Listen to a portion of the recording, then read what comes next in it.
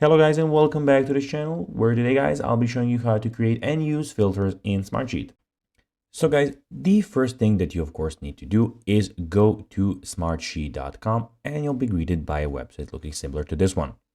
Now, when you did that, you just need to go and log into your profile. But guys, if you do not have one, you can always go and register to Smartsheet.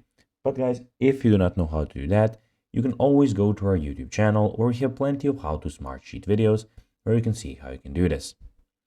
Now guys, that we got that out of the way, let's see what we actually have in front of us here. So as you can see here, we have the Smartsheet website where we can go and start from the home screen. So here we have some things that are suggested for us. So we can go and create a new Smartsheet here. Here we have our notifications, which I at the moment don't have any, but be sure when you have some, they will appear here. Here you have your folders, so you can browse here from your work apps, sheets, workspace, and deleted items. Here guys, you have the recently opened, and here you have your favorites. And guys, here you have, as you can see, just a second, it's loading. So you have your name. So just one thing, guys, all the information that I am entering here is basically fake because for the sake of this video. So here you can search for work apps, share with you, recently updated. And here, guys, you can go and see some new templates that you can add. And lastly, here you have all the information about your account in one place.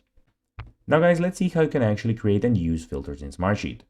On the toolbar, go to Filter and then go to New Filter. To create name filter, fill the name of filter.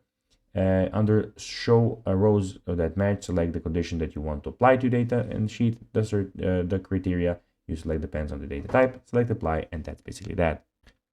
And guys, that will be everything for this video. I hope that you found this video informative. If you did, guys, don't forget to like this video, share it, subscribe to the channel, put the notifications on, and guys, as always, I'll be seeing you in the next video. Bye, guys.